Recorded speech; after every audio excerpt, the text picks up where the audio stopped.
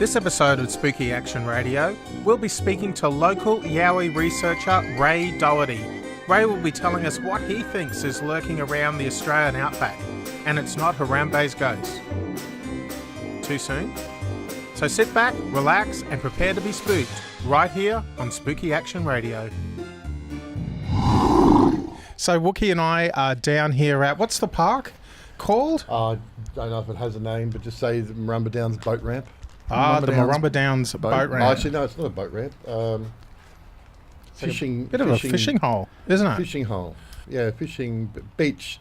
The beach at the little gravel beach at Marumba Downs. It's a park. There you go.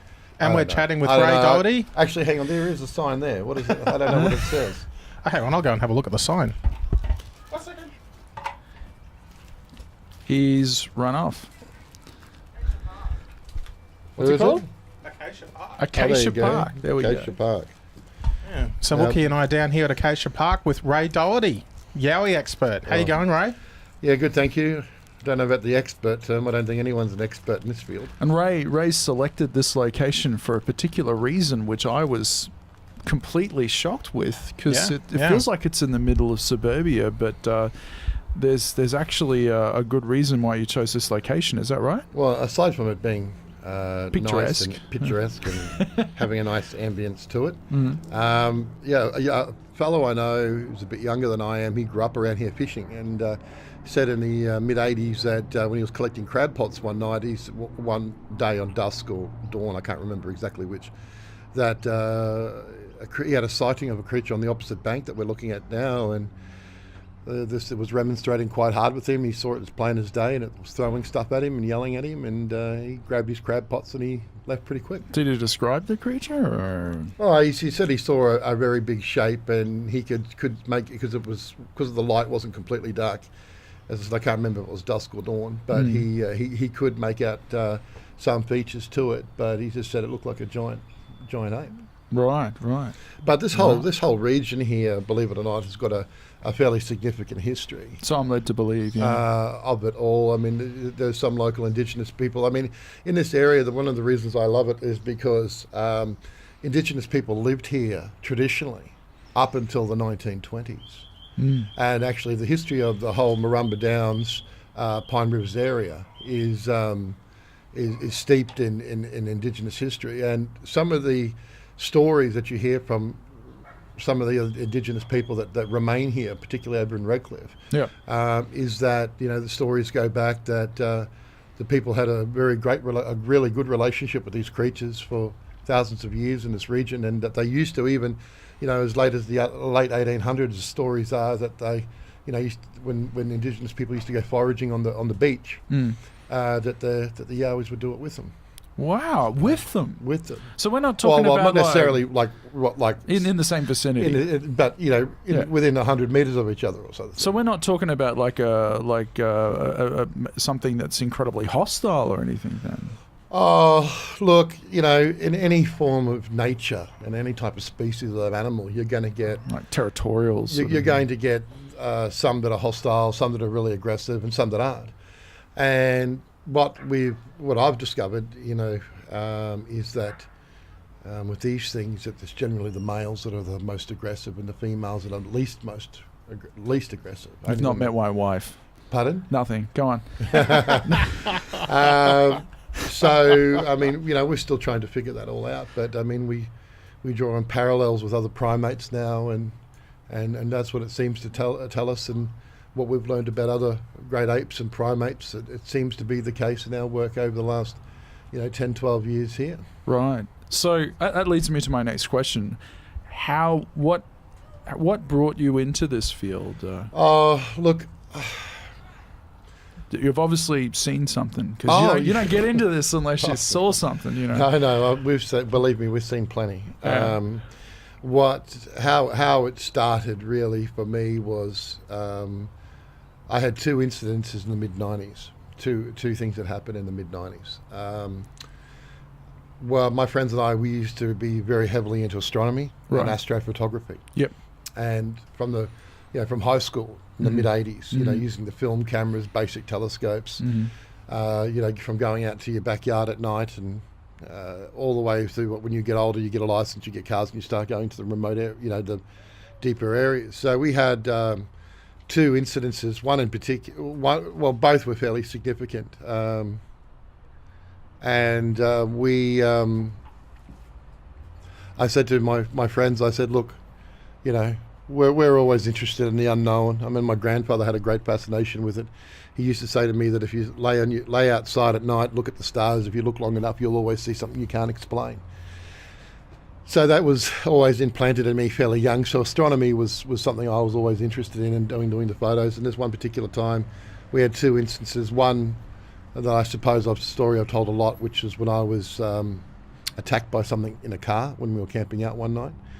But probably the most significant, I think, that was significant, but for me the very first one was almost a year before. And we were out at Mount Walker Road at Mount Walker, back of Rosewood. Right.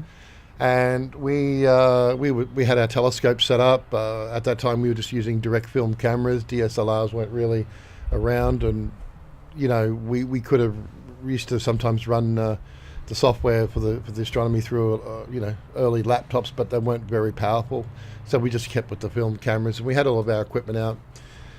And this was back then in 95, a fairly significant farming area. Still is, but it's a lot more built up these days. Right. And we were standing there one night.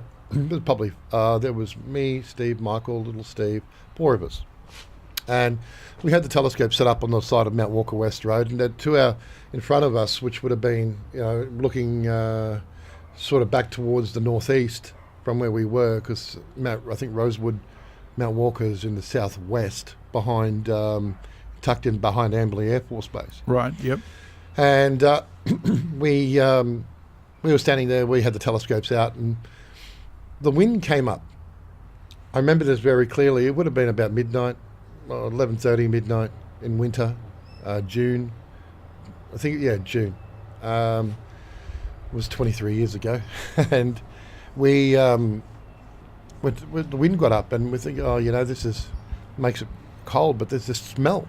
The smell came with it. And I'm going, that's just terrible. It's like something was dead. Mm-hmm. And I said to Steve, my friend Steve, and I said, do you smell that? And he goes, it's rank. We thought it was a cow, because there's lots of cows and sheep there. And then we thought one of them had died and was decomposing, and the wind just caught it. Mm-hmm. And we thought, that's what we thought it was. And then it probably hung around for about 10 minutes, and then it eventually dissipated. We thought, thank God for that. Like the old smell, I don't know, are you from Brisbane? Yeah. Do you remember the old smell the old abattoir at Cannon Hill used to make? Oh, yeah. Okay. Yeah. Times that by about 10. Oh, okay. That's what it smelled like. That's noticeable. No, it was. But then it vanished after about 10 minutes. Right. And the wind died down and changed direction. And then probably another 5 minutes after that, we heard the most ungodly sound we've ever heard in our life. Mm. And it was a cross between,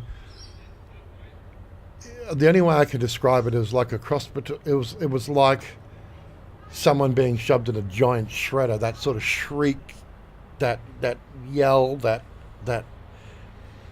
I don't know, it wasn't a yell, it wasn't a screech, it was just the most ungodly sound you've ever heard in your life. Right. And we looked at each other, and we look, we had previously read a bit about Yowies and things like that, but we'd never had any experiences, because we used to go out like every weekend. Yeah. And we looked at each other and we thought, no, it couldn't be, right? The smell, the yell. So we had some binoculars, and we had a very high-powered, about 2.5 million candle power halogen spotlight that plugged into the car. So my friend Steve, he got his son, who was about 12, 13 at the time, also called Steve, got the torch out and was waving it. And we saw the eyes from the cows and the things, and then we saw these 2 eyes off in the distance, and they were yellow. Huh. And then when they turned, they went green, and they turned this way, they went red. Depending which way whatever's head was moving. Oh, okay. So we looked at the binoculars, and it probably was, it looked like probably 80 to 100 metres away, up a hill. And then we're watching this thing and we said, what the hell is that? You know, it didn't seem to fit with the sheep and the cows. It certainly doesn't fit with kangaroos and whatnot, because most nocturnal creatures have red eyes when you shine light directly in them. But this one, and the other, lights, the other animals, they went usually to white when they moved. Mm-hmm. But this was going yellow, green, red, white. And then we saw these two eyes, which looked, what looked like two eyes. We saw it stand up, rise up.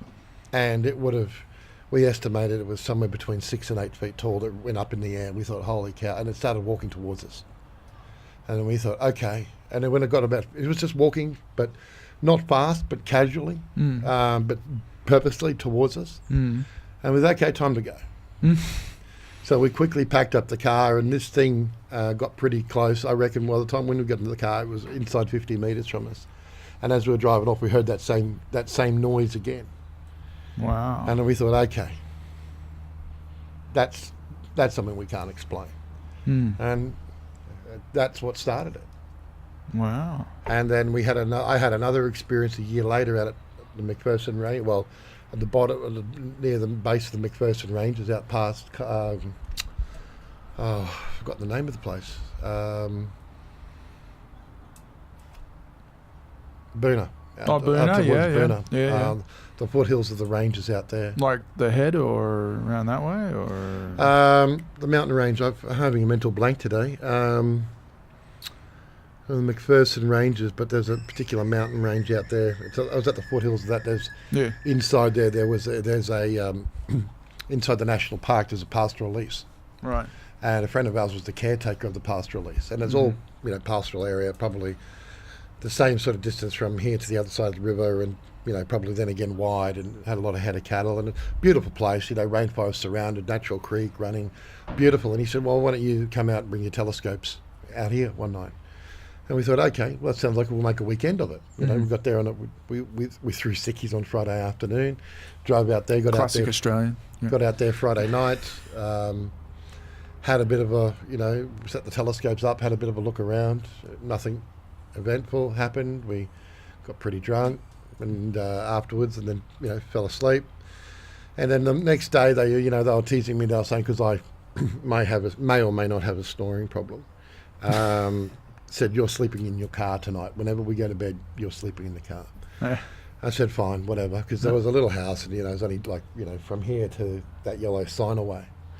So night comes, we're up on our telescopes, everything's fine. About 3:30 in the morning. Again, it was June a year later, 96. About 96, I'm pretty sure. The rain comes. We thought, okay, let's call it a night. So we packed the gear up, put it inside the house, and they say, right, you to your car, because you snore, you go to your car.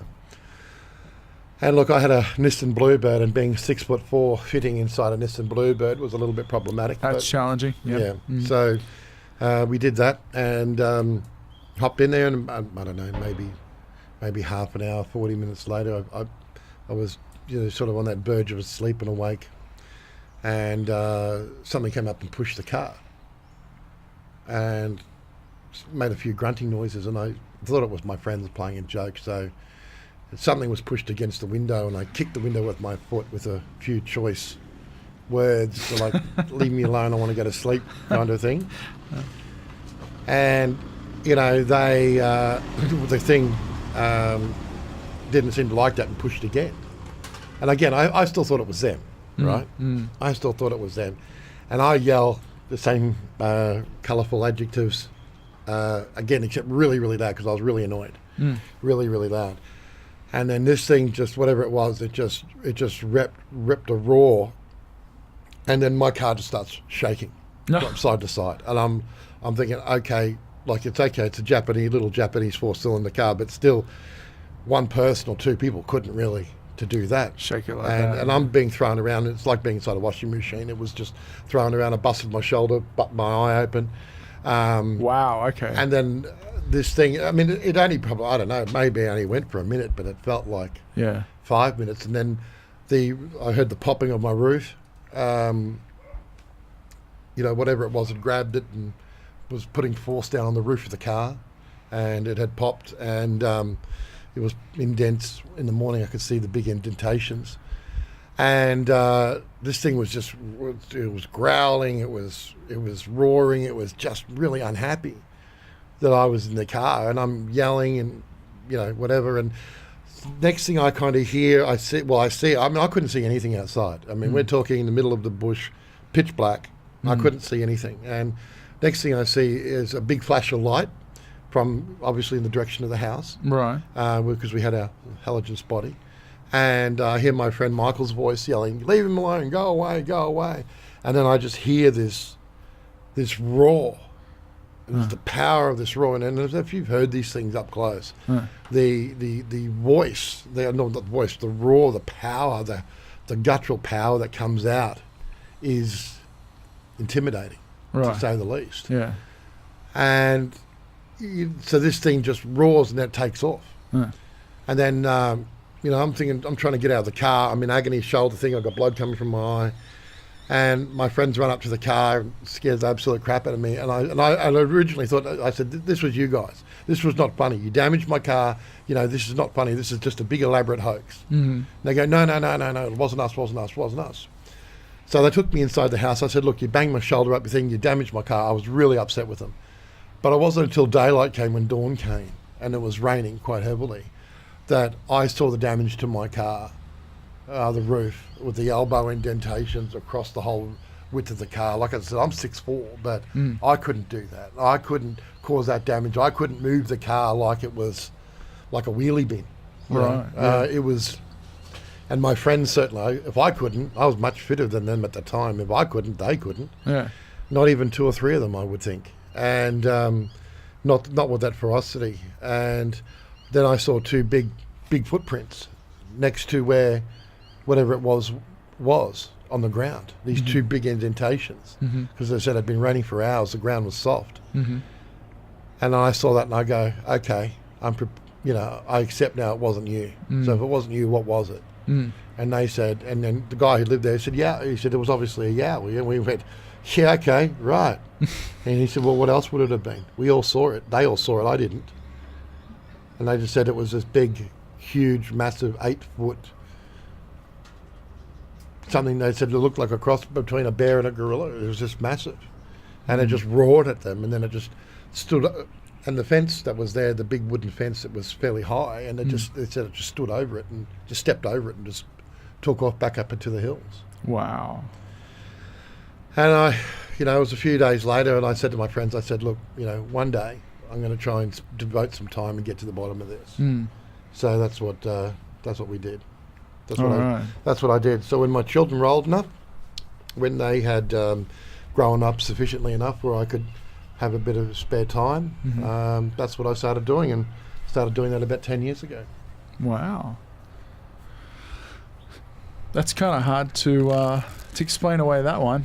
Well, it is. I think it would have taken a whole football team to bounce the car around like that. That's right. Well, I've heard of a few pranks or similar pranks, happening on the drink, but But to get injured from it, I will say on that second night there was no drink.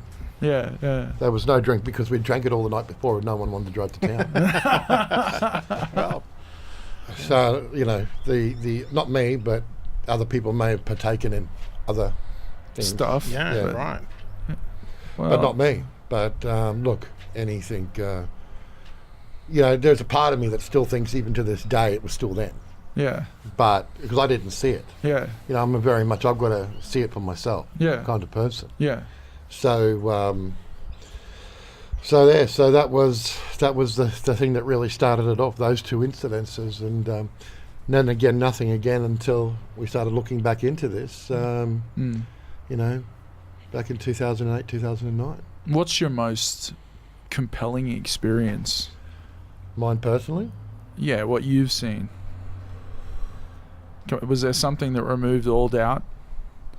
Oh yeah, no, most definitely. It was back in, I think it was 08, 09 or 09, 010. It's on a YouTube channel. A friend of mine's got on a YouTube channel. Yeah. What's the YouTube channel called? This was on Ants, a friend of mine's channel. He's got it on his channel, which is Ants Jet. Ants Jet. Ants Jet. Okay. We'll see if we can whack that on the Facebook page if you want. Well, yeah, a bloke I know, Brad, he was always fairly interested in it. And my photography habit had moved away from astrophotography into wildlife. And I really wanted to get better at it because I decided that, okay, we're going to really go out and have a look for these things. And we were walking up at this place at Biwa, along a river, along the upper reaches of a river. It gets up. It's not far from where it goes from saltwater to freshwater. And this is fairly remote. Well, it could be remote. It's very hard for humans to get to, but people do go fishing there. But it's generally pretty isolated. Not a lot of people go there. And we were walking along, and we were being pretty quiet. We were going through this area because it was just beautiful, and it was just a beautiful area. And then we just suddenly see this rock. It would have been the size of easily 2 footballs. Just get thrown into the water like a tennis ball, like just hurled, into the water. And that was to distract our attention, because what we saw then was we saw the back of what looked like a gorilla, a 6 foot tall gorilla, running up the side of the riverbank into the bush at top flank speed, like the world's best parkourer, just going poing. And we saw the back of it, and it was jet black, and we said no. Was this during the daylight? Yeah, during daylight. In fact, most of our encounters have been during the daylight. Wow. And that was at Beerburn. Biwa. But at Ipswich in general, the greater Ipswich area is a bit of a hot spot. Would you say, Ray? There's been a fair bit, like our Mulgari Way. I know there was a famous sighting out that way. I've never really spent any time working that area. I don't know many who have.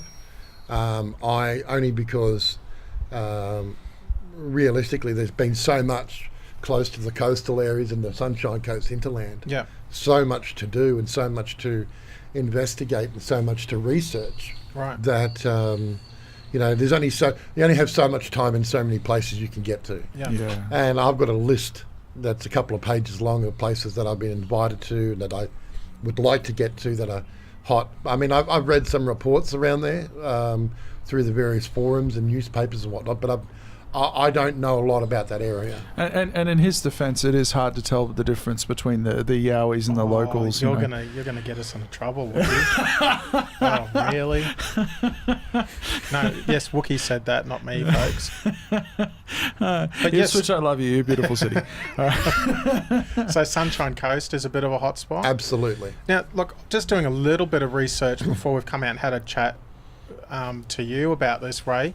I mean, it's not like an anomaly that there's thousands and thousands of eyewitness accounts across Australia. Like it's not a handful. We're talking, thousands of people from all different walks of life, professions that have had these close encounters with a gorilla or ape-like creature in the scrub. Absolutely. And it's varied. There's a few theories around. I was reading somewhere that there was talk of Yowies being responsible for some of the missing persons in rural areas as well. Yeah. Do you have any opinions on that, or what have you come across in terms of that? Look, I can say to you that it's entirely possible. Right. But I mean, we have no evidence. Do we know what they eat, or do you think it'd be more of a malicious thing rather than a survival? No, I got a bit of a different theory on it, but to do that, I have to explain to you what my particular theory on them is. Righto. But and we can back it up with some facts. And I'll explain to you why it's very difficult to get facts and to get the actual concrete evidence. But in terms of missing people, I read a stat a few years ago that in the New South Wales Blue Mountains, 400 people a year go missing. Yep. In the Blue Mountains? In the Blue Mountains. But only half are either located or they walk out. There's still another half that are unaccounted for. And that was a stat I read a few years back. It was actually on the New South Wales Police website. Okay. Wow. There is some, I think if most people knew things that happen in the bush, they wouldn't want to go there. I think, as I spoke to you on the phone about, people are very content within their own little bubble of their own life and don't like to be challenged by things that challenge their beliefs. I find that really intriguing, what you're sort of alluding to here. We're not alluding to, your famous outback serial killer type episode. So we're talking about something that's operating that's a little bit paranormal. In what way? Well, this is what, just reading your body language, I'm sort of getting it, that's what you're alluded to. Like when you said that. Oh, I don't believe there's anything paranormal about them whatsoever. Okay. All right. Originally, I thought anything was possible, but now let's backtrack a little bit. Sure, no problem. When on that same day that we had that we saw that thing run up the riverbank, and we heard about a couple of minutes later, we heard this massive howl, and that whole thing's on that YouTube channel. We talked about this massive howl, right? And Brad, we were driving back, and I was like pumped. I was like, Jazz, I was like, yeah, we saw one, and we heard one. This is cool. Yeah. And Brad's just like, we talk about belief systems being challenged because he couldn't believe what he saw, and it took him a good couple of weeks to sort of get his head around it. And once he did, he was sort of hooked on it, like I was. Yeah. And we thought, okay, well, if these things are, we've got a personal account that we know these things are real, right? So what are they? How do they exist? So we poured through and read everything that work of others had done, like Rex had done, like Paul Cropper had done, like Dean Harrison had done over the years. We read things from America, like what Meldrum's work and the work of other people as well. And there seemed to be just no clear consensus. And I said, look, we have to, we need to develop at least a theory, and then explore that theory, investigate that theory. So I started cold calling some scientists and saying, look, what's the best way to capture this data? What's the best way to do this? And so on and so forth. And they'd all have a chuckle about because I was always very straightforward about what we were doing. And they would all have a chuckle. In fact, one of the greatest ones that provided as much direction as he could was the late Professor Colin Groves from ANU. Oh, okay. He was Australia's foremost primatologist.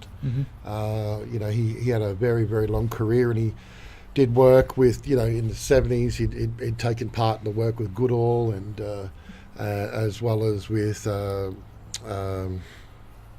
I'm having a mental blank day. What's the name? Gorillas in the Mist. I'm having an absolute mental blank. But the mountain gorillas. Jane Goodall? No, that wasn't Goodall. It was, anyway, it'll come to me. Right. But, and he was doing some work as well with scientists in Africa on the discovery of the billy ape, which is a new species of ape, of chimpanzee. There's two species of them, one's 6 foot tall, one's 8 foot tall. And they are very rare, and they're in the middle of the Congo. That's huge. Yeah, they were only discovered 10 years ago. I've never heard of them. Billy ape. Look it up on YouTube. And they're like chimpanzees, but they're like 6 to 8 foot tall. Yes. Holy mackerel. And they kill leopards, and they eat them. They kill a lot of things, I imagine. They are, yeah. Whatever they wanted to. And they are described as hyper-aggressive. So Colin did a lot of work over the years on them with the scientists working on those things. So, and he was always good about data collection and things like that.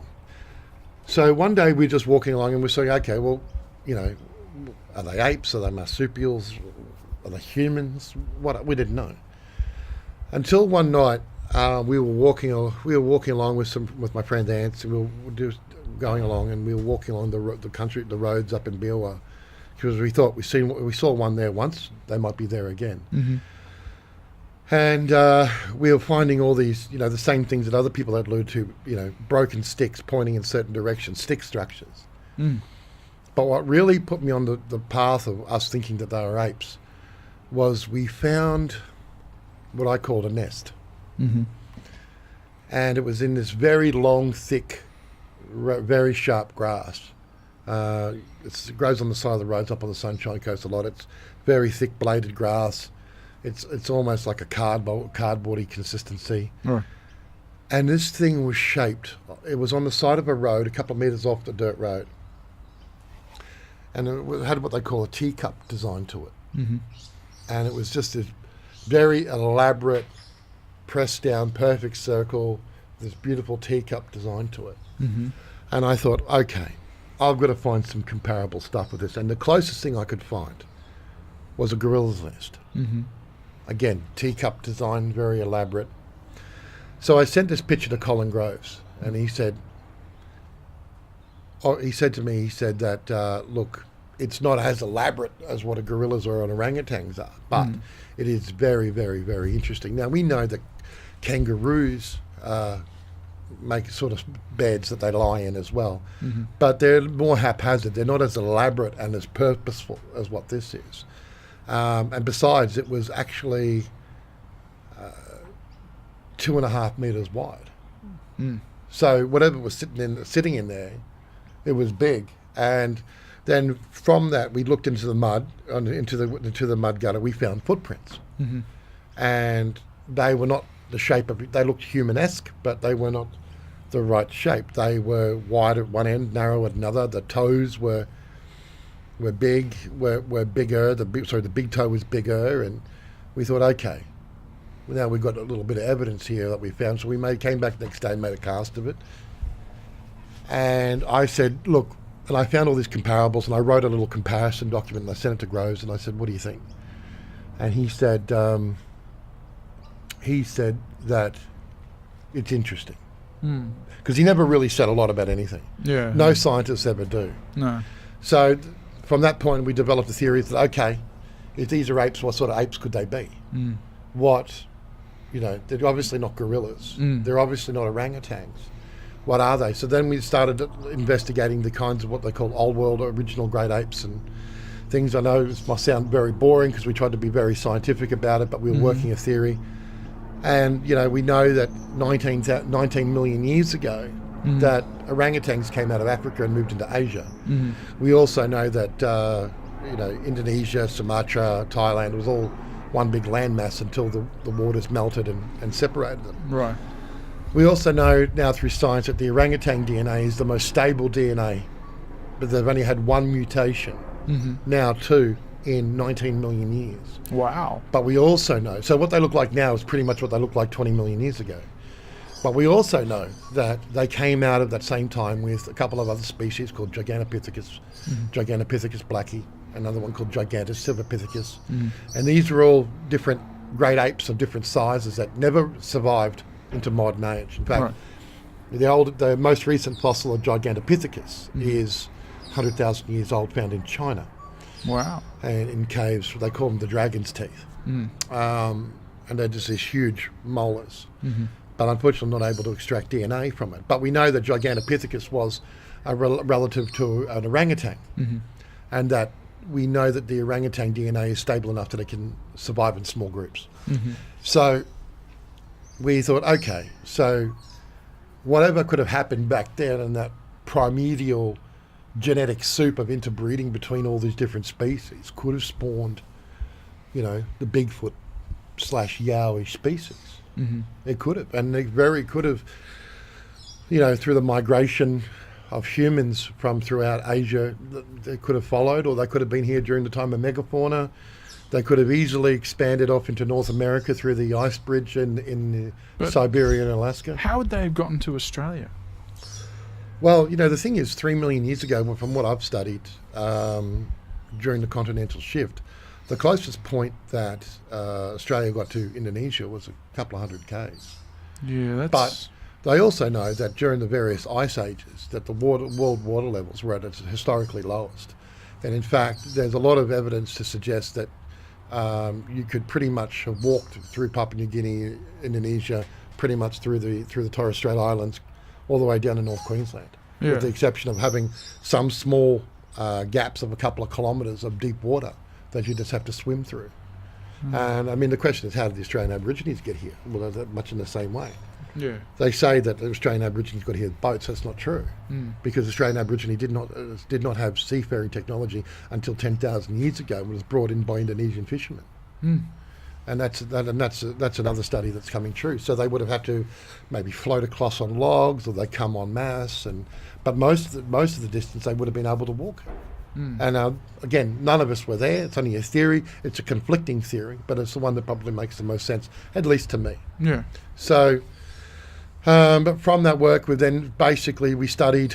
I personally studied primatology as a lay student, getting every book I could read about gorilla habituation, orangutan habituation.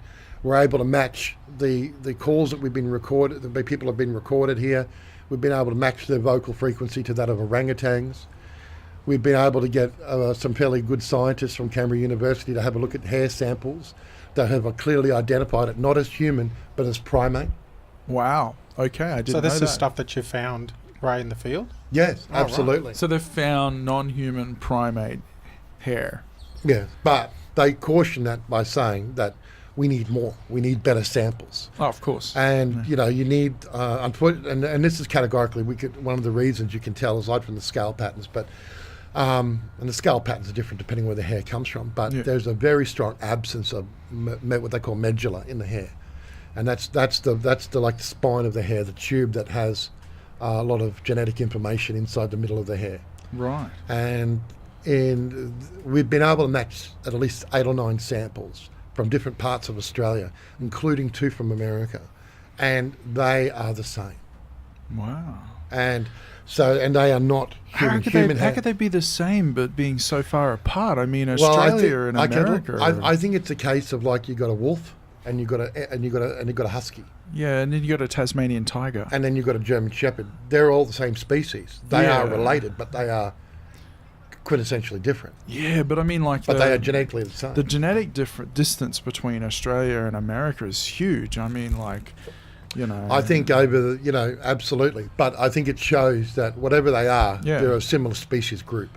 Wow. Okay. Now, we've never really published any of this because it's all supposition. We've yet to get any scientists to be able to put their name to it. And they say they will, apparently, once you do all we get better samples. Anyway. We've got to get better samples. Yeah. And the cost of doing genomes and genetic testing is pretty expensive. I mean, I have a friend of mine who's an ex-scientist in Canberra, and we send the genetic samples to him. He's become a student of genetics and DNA and hair samples, and he uses a CSIRO hair database to eliminate any samples we find as either plant matter or marsupial or whatever. Mozzie's getting you. I am being Wookie's literally getting attacked. alive by mites. They must really like you, Wookie. Once the wind picks up, they'll go. They shouldn't be here at this time of year. Yeah, there's these little. That seems to be bothering me, mate. So that's what we believe they are. So we believe that they are a form of undiscovered great ape. But what we've also found in other encounters with them and other experiments that we've done is that they may have the genetics of an animal, but their intelligence far surpasses that. And gorillas are pretty smart. You see gorillas in Rwanda and the Congo dismantling snare traps from hunters. You see, orangutans are incredibly intelligent. You've also got bonobos and chimpanzees, which were given human protectorate status by the United Nations a few years ago. Yeah. A bonobo can light a fire and cook a marshmallow. Yeah, you can't make the assumption that humans are the only... No, the be-all and end-all. Yeah, absolutely exactly. not. Plus the fact that, I've seen some humans do some pretty dumb things. And in my experience, particularly... Why are you looking at me when you say that? And in my experience, having spent a number of years when I was a kid up in North Queensland with a lot of Aboriginal people, especially Aboriginal trackers, trying to find these things, if you could imagine the most experienced old-school bush tracker and trying to find him, it would be extremely difficult if he didn't want you to find him. Yeah. These whatever they are, creatures, animals, people, they are people-like, if that makes any sense. Yeah, yeah. As well as being instinctually animalistic. Yeah. There's I was reading just the other day as well in terms of linguistics and the ability to communicate. There's some conflicting stories with regards to that. Like, obviously, it's on the spectrum from the grunts and the growls and the howls to speaking some sort of English dialect, or even I think there was one article I read where that was alleging that they were proficient in Latin. I don't know what that's about. Well, I heard one where there was a lady who was living out in the bush up in northern western America, like Washington State or something. Right, yeah. And she lived like way out in the bush, like fairly isolated. Her family would go to town like once a week to get supplies and stuff. And apparently it was normal for them to come up to a kitchen window and they grunted. They could say sort of something on the lines of garlic. And they would give them like garlic cloves, and then they would they'd give them rabbits and stuff. I'm just painting a picture for the listeners. The Ray's body language, the skepticism No. that he's looking at you with. What I was going to say is there's a thing that's well known, and the phrase was coined by, I can't remember who it was. One of the best recordings ever is one in America called the Sierra Sounds. Yeah, and it's a very, very long series of recordings of what they believe to be Bigfoots. uh-huh. And this is where the phrase, what they call samurai chatter, comes from. Mm. Because we do know that we've had plenty of witnesses tell them they've seen these things walking along the bush, muttering and mumbling to themselves. Huh. And we do know that other great apes do just sit there making noises to themselves, like they make good noises when they're eating or when they're tired or when they're angry and whatnot. They have a very significant vocal range. So, and they've seen orangutans and chimpanzees and bonobos and gorillas muttering to themselves as well. Yeah. So it sort of stands to reason that these things would, and they mutter themselves, but they say it comes out like a samurai, what they call a samurai chatter. Uh-huh. Like you're thinking from the old Japanese music, like that sort of sound. Yeah. And I've not heard it personally, but I know plenty who have. And that's a sort of, I don't know if it's a Latin you're speaking of, but that's the sort of... There are people out there that are like claiming that they've been in the bush having a 2-hour chat with them. In Latin?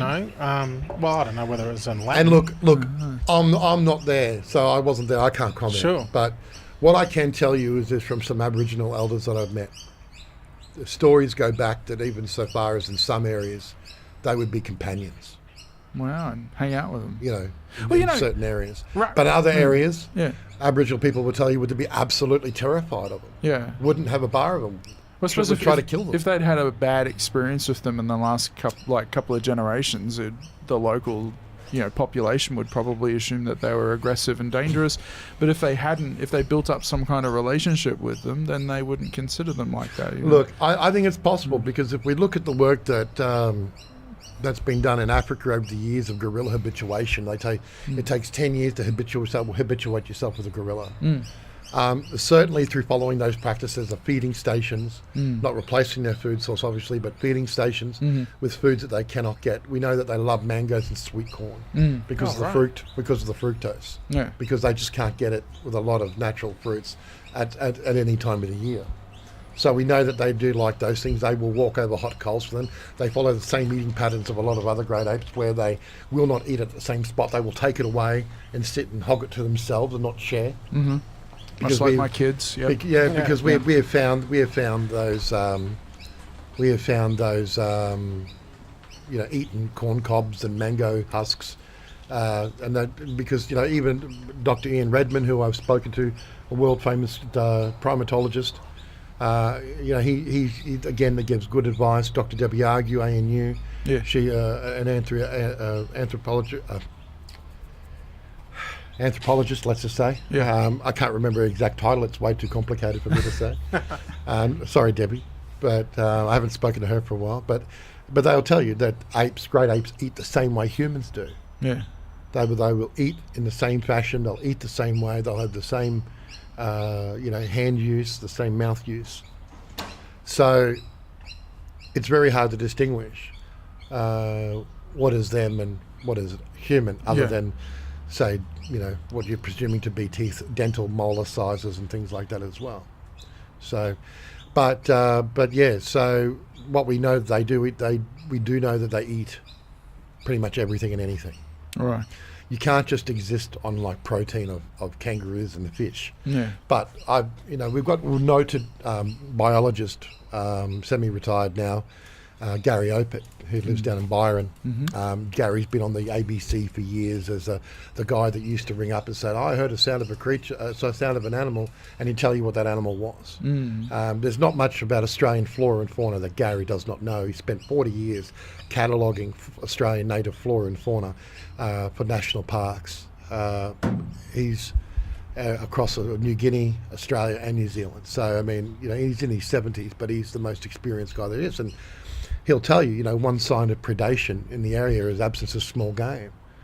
With things such as much the same similar sort of bush tuckers and bush fruits that exist, as well as obviously, because you just can't exist on one source of protein. You've got to be varied it with bush greens and other bush fruits as well. And I've taken him into areas, and he can say, yes, that's been harvested, that's been eaten, that hasn't been eaten. Bugs have been dug for here, and he tells you those signs, and it educates all of us. Wow. Just thinking as well in terms of like just the range of experiences or theories that people have regarding Yowies, and they're claiming all these fantastic things like, that the Yowie's able to command invisibility, just disappear at will, and that's one of the reasons why we haven't been able to retrieve physical evidence. Because you'd think, if they're part of the natural world, that you'd be coming across the odd carcass every now and then, and and all well, that not necessarily. Oh, I mean, in the Australian bush, particularly in the humid climates like Queensland, the forest bacteria will activate at such a rate that any organic matter deposited, dead organic matter, when it starts to break down, the bacteria will hasten that. Yeah. It's quite common for a body of an animal to be completely gone within inside of a week. Right. Even broken down over a period of a couple of weeks to the bones. What about that one that they found up? Break the bones down. What about that one that they found up at Lamington in '92? The what?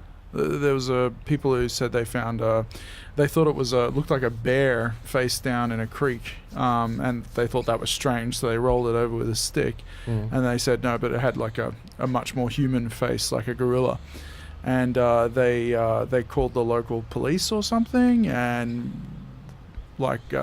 some people came, they took the body away quite quickly. Oh yeah. You heard of that one? Yeah, vaguely. There's a couple of different versions of it. One's at Lamington, one's down in New South Wales, and other one's in Queensland after floods. Yeah. Look, again, in the absence of actually any sort of documentation, it's very hard to say when we weren't there. Yeah. But, unless people are prepared to put their name to things. Yeah. Would you be interested in talking to the people that found the body? Absolutely. I mean, I've heard different versions of this story, so I don't know. It's a case of Chinese whisperers. Yeah. But most definitely, I would love to speak to them. Completely off the record. Yeah. But I just from my own curiosity's sake, if they're actually prepared to put their name to it, maybe not even publicly, but at least to me, and I can hear their story, and they can tell me things that I already know. Yeah. About the physiology and whatnot. Right. That would be fascinating because Lamington is full of them. Yeah. I mean, a friend of mine 6 months ago, a fellow I know through research, he lives down in northern New South Wales, Coffs Harbour area, and I said to him, like the historical sightings and the information of sightings down there is so rich. There's a great story that I was told by local Indigenous elders from Byron Bay of what happened in Byron Bay 150 years ago.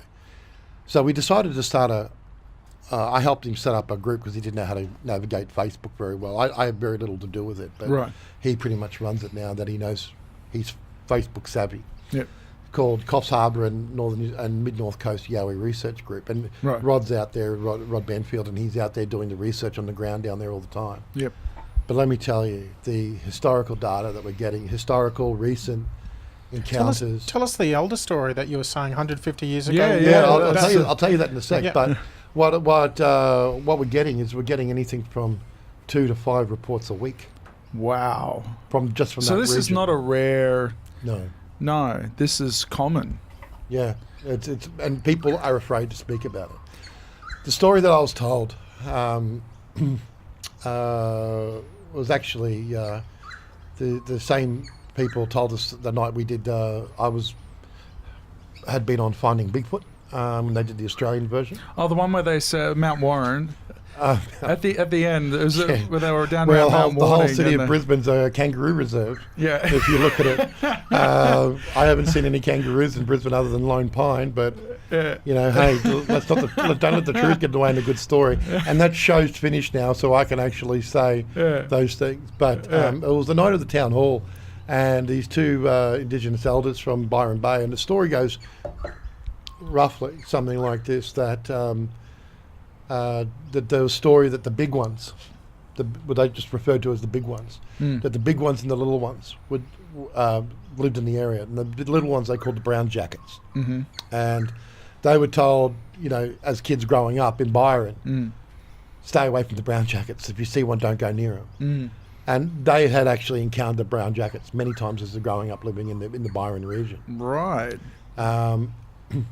And this I'd not heard of. no, But go on, yeah, sorry. to the point where they were walking home from church, and one was walking on the other side of the road at night. And it wasn't until they got close they realised what it was, and they just bolted. You know, Are we talking like a little ape type thing? Yeah, well, there's a couple of different ones that we've just been seen. We've got the little ones, which are probably chimpanzee size. They call some of the words are junjutty, is for one. Brown jackets is another word.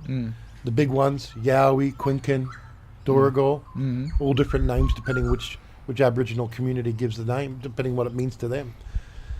But the story goes that the Aboriginal people down in Byron will tell you that they lost their land to the big ones that come from the mountains. They came down and forced the people off their land. And it wasn't until a white man and a white woman came along and drove the big ones back into the mountains that the people actually got their land back. Wow. So, Wow, that's a reversal of the normal. Yeah. the normal. So the There's more to- Yowies look- were colonising way before English. well, I can only suggest that I have no reason to doubt the story, because what I found with Aboriginal stories from Aboriginal elders, they're all based on truth. Yeah. That they're just passed down, you know, such as like the importance of song lines and things of that nature. So I'd put a great deal of credibility and stock into that. So, assuming that it's true, and that's the correct interpretation of it in a short form, Yeah. that the white person had some sort of firearm, would have made sense and drove them off the land. But then, if that's the case, I mean, surely there'd be more in the way of record or public record, even from early law enforcement. There are tons of stories on Trove, which is the National Newspaper Archive. There is tons and tons and tons of stories of the hairy man. If you search hairy man on Trove, you will find hundreds of stories. Dated from when?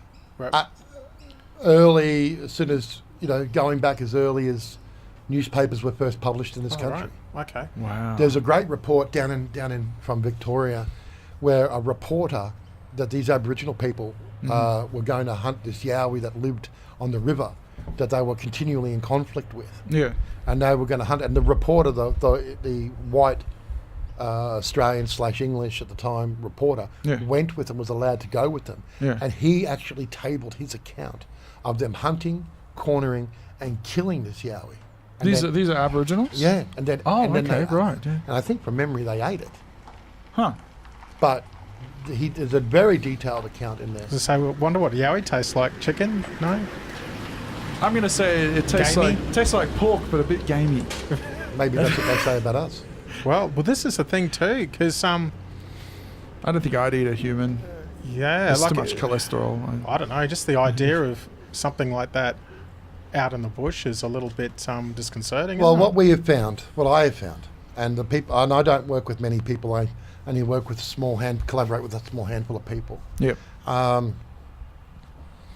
Everything I learned about orangutans, gorillas, and chimpanzees, elements of their behaviour and the way they live, can be found in this creature. Wow. The behavioural traits, especially, coincide with orangutan and gorilla. The vocal range coincides only with closest to is orangutan.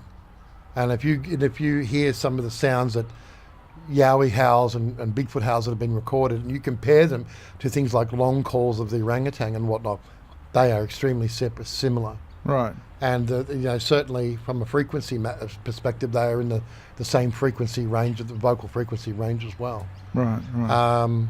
But it's certainly an intriguing thing. But the problem we've got is this, and one of the people ask why Yowie is so elusive, and as I alluded to before, it's like trying to catch the best bush tracker you can. Yeah. But like all great apes are elusive by nature. Yeah. In the areas of Africa, you may have, say, in Rwanda where the gorillas are, or in Congo, you may have a couple of hundred full-time trained scientific professionals who are out there researching gorillas. And they can take, if you read a gorilla sighting report from a rangers in Rwanda or a scientist, it actually is a lot like a Yowie report because they can be looking for a family group for weeks. If they don't want to be found, you won't find them. No. They can be looking for weeks, and that's with a couple of hundred trained professionals. Yeah. So we're talking about an air country that's 10, 20 times that size, with probably 50 or 60 rank amateurs out there who are not fully resourced and not fully funded, self-funded on weekends, not 7 days a week, not 365 days a year. And those guys who are full-time have trouble finding gorillas. So you wonder why it's going to be hard to find them here. Yeah, that's a good point. But I think the guys I work with, we feel we narrow it down. We look at fresh water, we look at cover, we look at remoteness, we look at inaccessibility, we look at food sources. And we believe if you track the food sources, you'll find them. So me and Sifu were tossing back the idea of... you just read my mind. That was my next question. Telepathy, right? So we were thinking about doing a bit of a man road trip somewhere, getting out the swags, getting a few like beers or bourbons or something, and chilling out under the stars and seeing where would we go to? Well, I don't drink, and I've always found that you don't want to have alcohol or anything involved with this because it affects the credibility of your sighting. That's true. But so where would you go? Well, the thing is that everyone thinks they're mostly active at night. And look, they are heavily active at night because we know that we think they have an adaptation that allows them to see at night. Right. But we also know at this time of year that they are more active in the cooler months during the day. Oh, right. Okay. So like the nighttime thing's more of like a summer survival type of... I think so, but they also know that they can move around. I'll tell you an interesting story real quick. Yeah. My son, who's 6'8", I'm 6'4", he's 6'8", and I was with another friend, Ants and Nigel, and we were up at Beerwah one time, and Nigel's walked down a particular track. We're at a clearing up on a cliff overlooking the creek, overlooking Coochin Creek. Right. Nigel's got down there, he's with the thermal camera that we borrowed. Ants is sitting up front of me. He's got the parabolic microphone that we use to listen to sounds. And I'm standing there and my son's behind me, right? And my son says to me, he was only about 17 at the time, he says, oh, will you stop it? And I said, what are you talking about? He said, will you just stop breathing and wheezing down my neck? And I said, son, I'm in front of you. He said, let's go home. I want to go home. Look, there's lots of good spots. There's lots of spots where they are. I mean, we've had just as much action during daytime. Just for the listeners as well, like if they're of a mind to go out on a bit of a camping trip overnight or something, and so they can maybe detect it for themselves, listen, maybe see something. Spooky Action Radio takes no responsibility for any injuries that you might If you want to camp legally, I mean, there's lots of places where you can find potential action. One area that really comes to mind where you can camp legally, and there's so many stories coming out of there, is up at Newham Creek. Up in Newham Creek? Newham Creek, in Diagula Range. Oh, okay, right, yeah. Because when you actually enter the Diagula campsite, you buy your park ticket, you've actually got to drive along a road for about 15, 20 k's to the campgrounds. Yeah. And I've at least heard 5 stories of people I know up at that campground over the years. Oh, okay. So that could be one area where you want to camp legally. If you just want to go for a night, I mean, you could go areas such as Beerwah, Beerborough. What about the Pilliga? The Pilliga? Yeah. I would only go to the Pilliga Yeah. if I was heavily armed. Oh, right. See, this is very interesting. Every time we mention this, Wookie, to people, that particular region, the Pilliga region, people, their face changes, like the blood rushes from the head. Yeah. What is it about this place? Is it more the human presence there that we should be concerned about, or is it something else? Right? What do you know? A lot of strange stuff's happened on the Pilliga. Right. I know a truck driver, right? Yeah. He had two things happen to him, and he lives on the Sunshine Coast now. Right. And I've known him for a few years, and I'm not going to mention his name. Yeah. But he had one particular instance. A couple of things happened, but it's one particular time. And he was driving on the truck down the Pilliga. I can't remember where he said he was going to, and he was driving along south of Moree before Coonabarabran, I think he told me, and middle of the night, and a lot of heavy trucks on that road. Yep. And at this particular time, he was on the road by himself, which is quite rare along that stretch of road. But he was, and he just said this black furry thing bolted across the road, and he hit it in the truck. And he was carrying a big load of cattle in his truck, and he got out and he saw this thing on the rise. He said it was a fairly bright moon, and he saw this big hump of a thing lying there. He said, "What the hell is that? Is that like a cow or something?" And he couldn't see. So he started walking towards it, and this thing stood up and looked at him, and then it started running towards him. Yeah. So he said, "Bugger this." So he jumped back in the truck, and as he's trying to take off, he reckons he could feel some kind